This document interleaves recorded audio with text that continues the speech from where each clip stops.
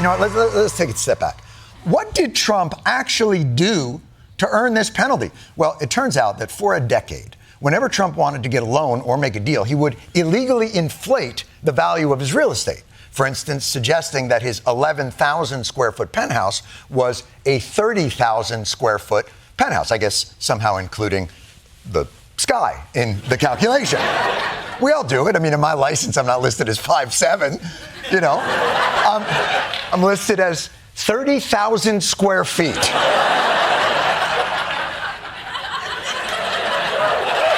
And thank you. And the Attorney General of New York knew that Trump's property values were inflated because when it came time to pay taxes, Trump undervalued the very same properties. It was all part of a very sophisticated real estate practice known as lying. So the judge calculated that the value that he gained from the lying with interest was around $454 million. Now, you might be saying to yourself, well, that sounds pretty straightforward. Whatever gains you got from lying, you have to pay back. Well, that's because you're a f***ing idiot. If you knew anything about business, if you had an MBA, you'd know. You're a f***ing idiot. We're talking about a victimless crime. They find an ordinance or a law that has never been used ever before in anyone else. He's committed bank fraud where there's no victim. It makes no sense. No victims. There was no victim. The ruling is blatantly unfair. That didn't go over very well with the investment community because we're all asking each other, who's next? Who's next? The persecuted minority of the investment community. First they came for the arbitrageurs, and I said nothing. For I was not an arbitrager. And then they came for the quants, which I could be. I don't know what a quant is. But I am surprised to hear this from Kevin O'Leary, a guy who's such an asshole. Wait. That even the other people on Shark Tank thinks he's an asshole. Now, he's very chill. I'm surprised to hear that he's so chill about overvaluing something that he thinks is victimless, because when someone tries to do that to him... Which one of you do I absolutely tear to pieces now on a $28 million valuation? You think this is worth $10 million? Absolutely. Okay, now I'm going to rip your pieces. Are you out of your mind? Your valuation's insane. Your valuation's crazy. I think that's a crazy valuation. I think your valuation is stinky poo-poo.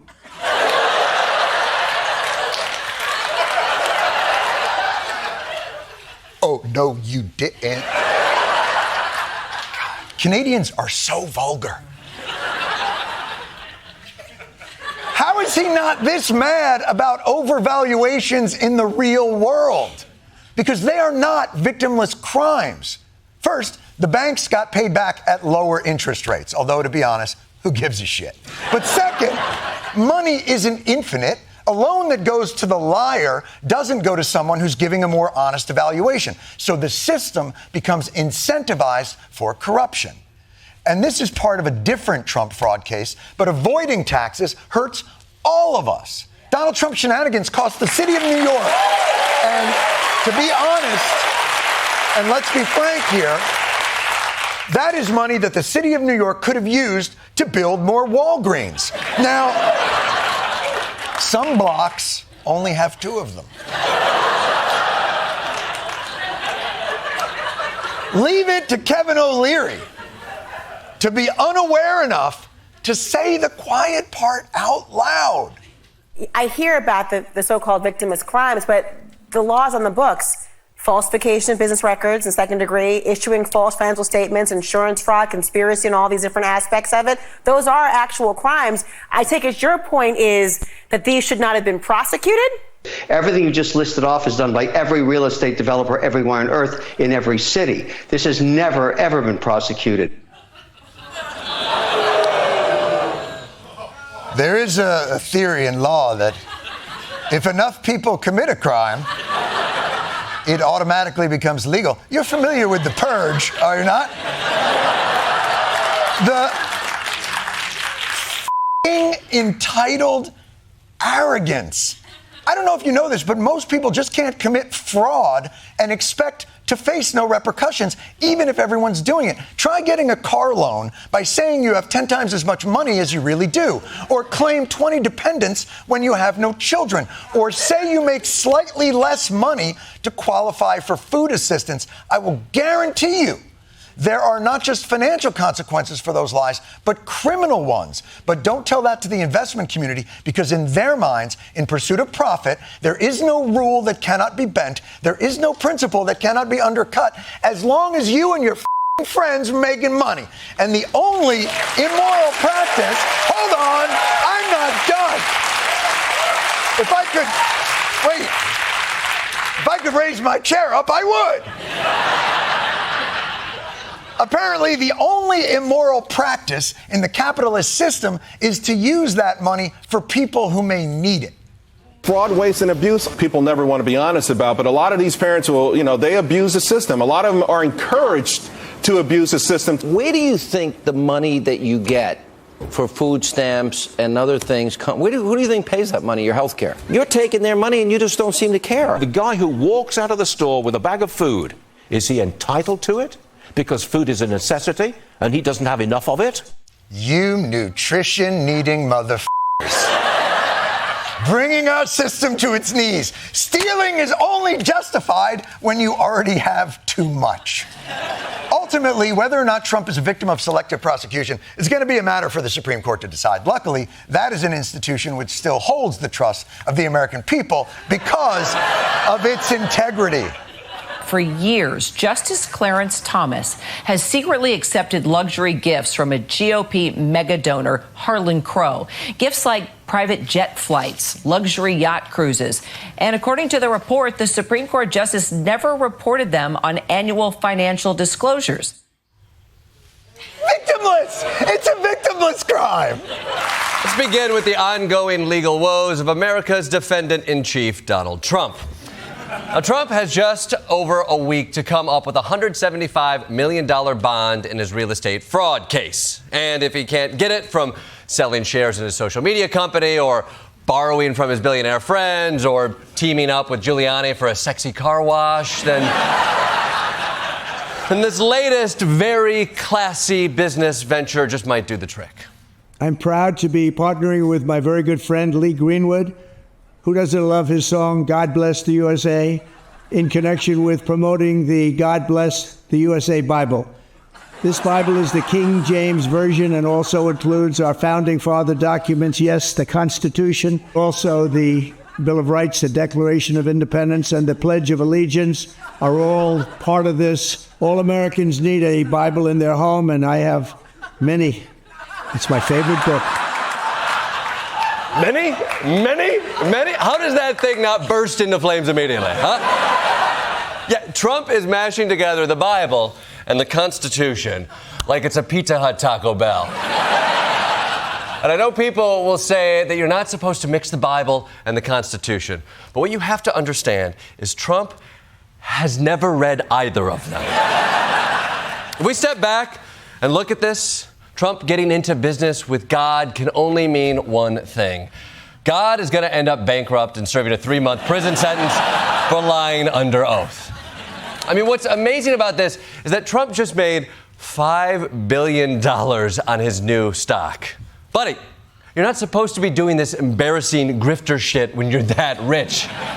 Just start a private space company like a normal billionaire sociopath. You don't see Elon Musk selling his farts in jars to perverts, do you? No. Maybe. I haven't looked into it. Probably you do. You know, I bet. Yes, he'd probably. Let's move on, shall we? Let's move on to the big news of the day. As we've all heard by now, this morning a cargo ship leaving Baltimore crashed into the Francis Scott Key Bridge, collapsing the entire bridge into the water. Now, early indications suggest the crash was caused by a power failure on the ship. But that's not going to stop America's professional fearmongers from blaming it on whatever's most convenient to them. The White House says there are no indications of foul play here. Of course, we're all worried about a potential, terrorist attack, given the wide open border. I'm no expert on what's going on the seas, but all I would say is that If you talk to employers in America, they'll tell you that filling slots with employees who aren't drug-addled is a very huge problem. And what are we doing to make sure that we have the best infrastructure in the world so that when a ship passes by and clips the bridge, that it doesn't entirely collapse? Alex Jones tweeting, "Looks deliberate to me. A cyber attack is probable. World War III has already started." World War III has already started. But I have Dune tickets this weekend. What, can I at least see it before I enlist in the war? Who are we fighting exactly? Is it boats? Are we fighting the boats? You know what? Doesn't matter. I'll just start shooting. We'll figure it out later. You know, media figures, you are allowed to just say, we're waiting for more information, right? We don't need to fill every moment of uncertainty with bullshit. It might be too early to speculate, but can we prove that this wasn't P. Diddy's getaway sex barge? Stay tuned and find out. Look, of course America's infrastructure is in need of updating. Of course. But I don't think this is the proof. Falling down is kind of what you expect a bridge to do when a giant cargo ship slams into it. If your grandma gets body slammed by the rock, you're not going to blame her broken bones on a calcium deficiency. You're going to blame it on her not bringing her A game to the rock. You got to step it up, Nana. Got to step it up. Come on. Yes. Finally, in some social media news, if you're a preteen in Florida watching clips of this show on TikTok, you're about to be in a world of trouble. We turn now to a social media showdown in Florida. Governor Ron DeSantis signing a bill banning children under 14 from having their own social media accounts. If this law holds, Florida will have one of the most restrictive social media bans in the country. The new measure bars social media accounts for children under the age of 14 and requires parental consent for 15 and 16-year-olds. It also mandates that social media platforms search for and remove the profiles of kids who don't meet the age requirement. This makes me so mad. This asshole, Ron DeSantis, might have done something I agree with.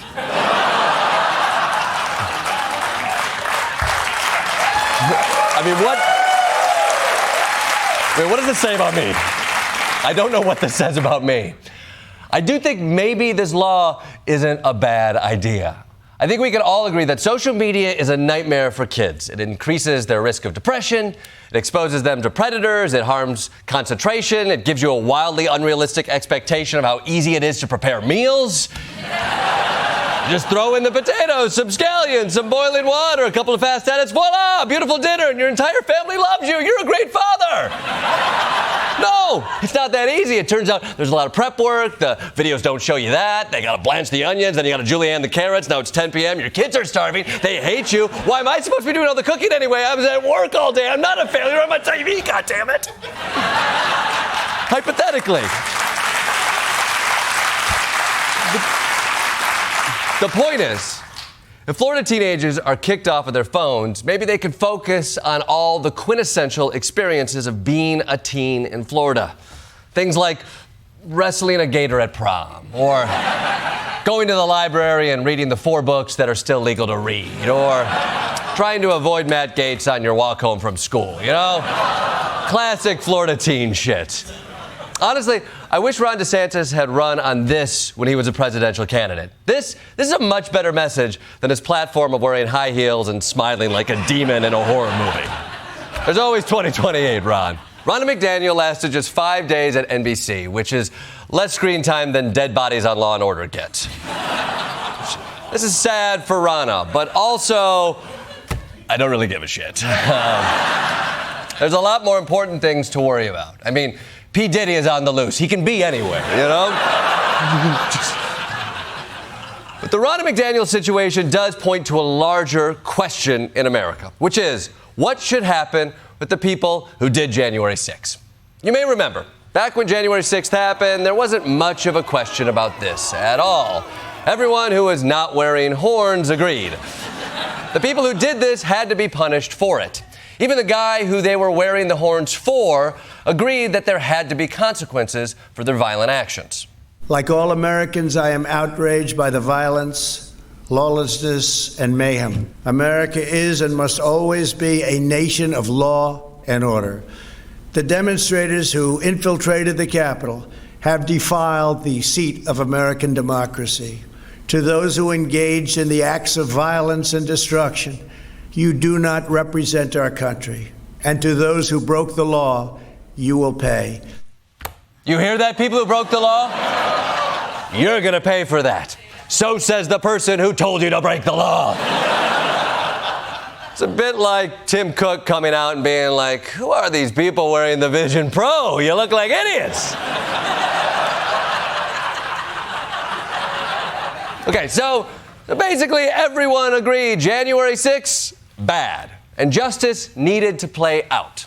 And the good news is, justice did play out. The fake electors were charged, Trump's lawyers are being disbarred, hundreds of rioters were arrested and put in jail, and it's still continuing today. Just in the past couple weeks, a man was charged for firing a gun during the riots, and a geophysicist who stormed the Capitol was sentenced to 5 years in prison.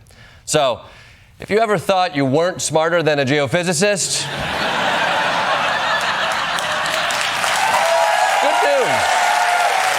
good news. And you know what? If you don't mind, I might indulge. To that geophysicist, good luck using the Siwalik fluvial sequence to analyze remnant magnetization. Now you locked up, bitch.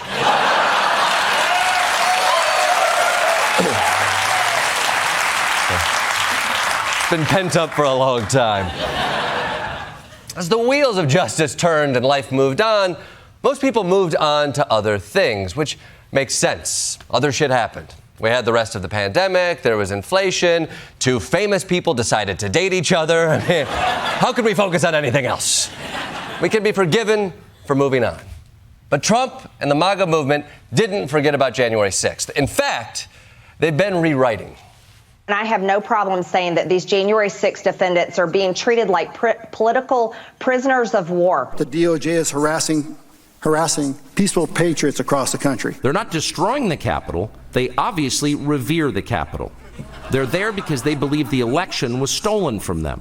They believe in the system. Convicted January 6 rioter is free this morning, and now they own an honorary American flag, a gift from a Texas Republican congressman. Dr. Simone Gold was released from prison on Friday, and Congressman Louis Gohmert was there to present her with the flag.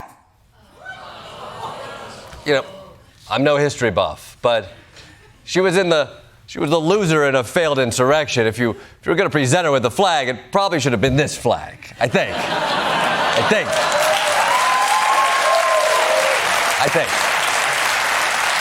No one has reversed his position on the Trump mob as hard as Donald Trump himself. He went from demanding that these criminals go to prison to promising that he's going to get these heroes out of prison.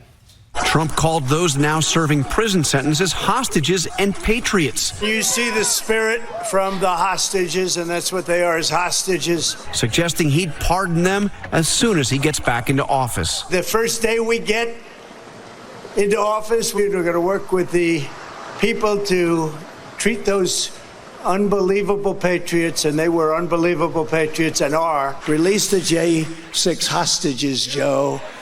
Release them, Joe. You can do it real easy, Joe. You can do it, Joe. They're hostages, Joe. Come on, Joe. I wouldn't call convicted criminals hostages. Although if MAGA wants to treat them as hostages, we can have a hostage exchange. I'm happy to release them if they can give us the, I don't know, old Kanye back. You know, just spitball it here. But that's how far Trump has gone. He's turning these January 6 rioters into victims and patriots and innocent choir boys. I mean, literally choir boys. There's a group of January 6 rioters in prison who have started a choir, and they released a version of the Star-Spangled Banner that Donald Trump features on. And now Donald Trump's rallies begin like this. Ladies and gentlemen, please rise for the horribly and unfairly treated January 6th hostages.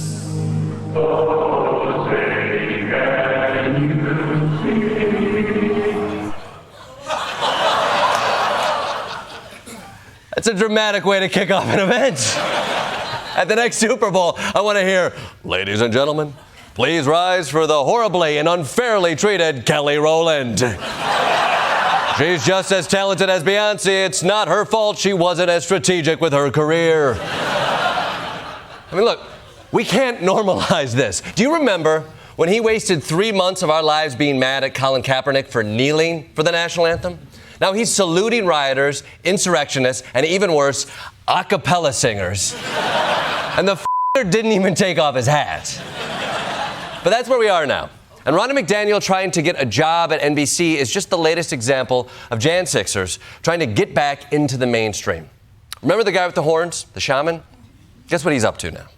He's been known by many names, Jacob Chanley, Jake Angeli, and QAnon Shaman, among others. But now, Jacob Angeli Chanley hopes to be known by a new name, Congressman. As a congressman, I will have a platform to highlight not just these problems, but the real solutions that we have to solve them. Real solutions? What solutions could you possibly have? Social Security is in trouble. Have you tried beating it with a flagpole? Here's the point. This is not just a fight for how to remember the past. The people who did January 6th are trying to get back in power. If they lose, they'll do January 6th again. Hell, if they win, they'll probably still do January 6th again, just for old time's sake. And the rest of us need to decide, are we just going to let them? Are we going to draw the line at treason and tell them that in this country, there is still justice and democracy, and these are the values we not only stand behind, we also salute them.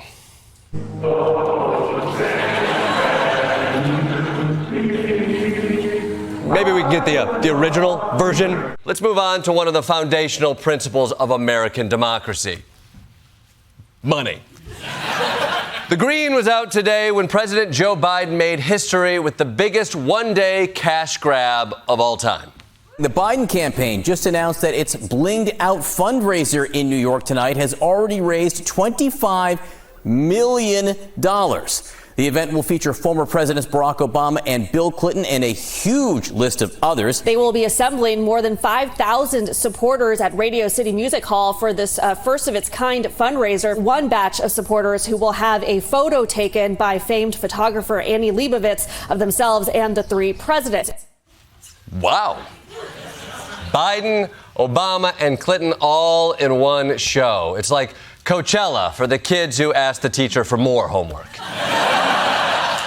I mean, this fundraiser is serious. Some people are spending $500,000 to be there.